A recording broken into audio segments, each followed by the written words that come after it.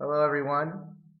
My name is Rabbi Channen, and I'm the Rosh Yeshiva of Keter Torah. I'd like to give a word this week on Parshas Ve'era. This week's Parsha opens up with the Makos, and I'd like to talk about the first two Makos and Paro's reaction to the first two Makos.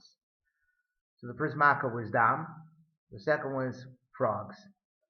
Moshe Rabbeinu warns Paro there's going to be blood. The Nile will turn to blood. So it was. And the same thing with frogs. Frogs were everywhere. The Nile was blood. The first one was blood. Second one, frogs. No water to be found in Mitzrayim. Everything, all the water turned to blood. They say even juice turned to blood. Everything, all liquids, all that turned to blood. And Pharaoh says, you're bringing straw to a city full of straw. And what did he mean by that? You're bringing straw to a city full of straw.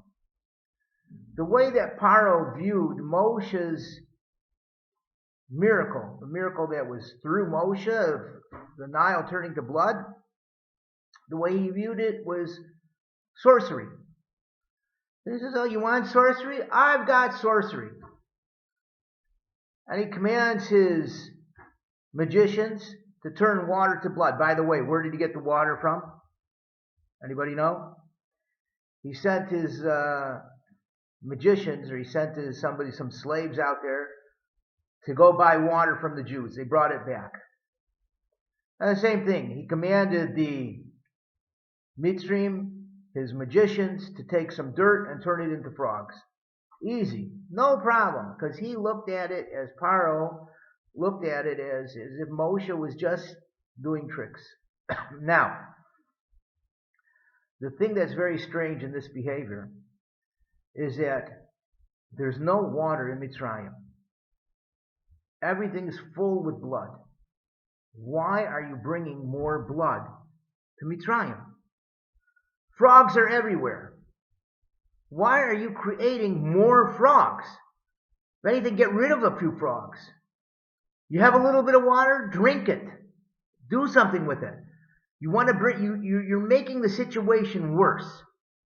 What kind of cup is that? What is that? What kind of mentality is that? This is called the Paro complex. What is the Paro complex? I'll give you a mashal example. There were these two guys arguing on a little tiny subject, who knows, some frivolous thing. And finally, the big guy, one big guy, one little guy, the big guy gets so frustrated, he just picks the little guy up, throws him against the wall. The little guy crumbles. After 5-10 seconds, he gets up. He says, you think you're tough? You want to prove your point? You think you're tough? I'll show you how tough. I'll show you what's tough. The little guy stands a few meters from the wall, and he runs, smashes full blast into the wall. Right into the wall he runs. And he knocked himself out. A minute later he gets up, dusts himself off.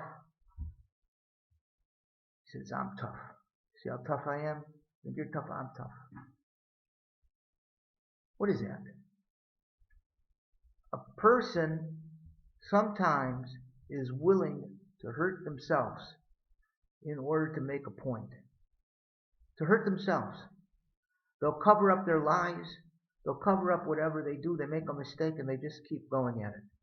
They're not willing to admit the truth. This is the Paro complex. One cover-up after another. I'll turn water to blood. I'll turn dirt to frogs. Not willing to hear the truth.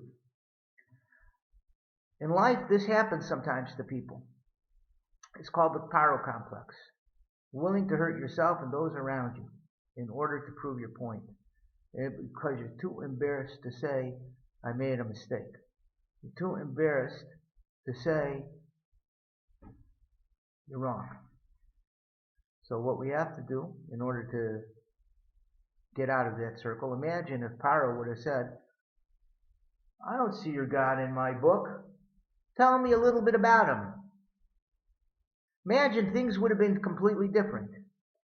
What would have been? He could have avoided all that suffering and all of that, all of the damage, the killing that went on to his people. All of that could have been avoided. All of that, if he would have just admitted the truth. Instead, it got worse and worse, and he put himself, as we say, he drowned in denial. It got worse and worse and worse. So, the way out of it, again, promptly admit your mistake.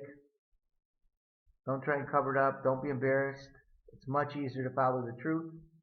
And I'm sure if we do that, we'll go closer and closer to Hashem. We'll see more and more into reality. And by this way, we can bring the Mashiach, Bimhei Rav Yameinu, Nomar. Amen.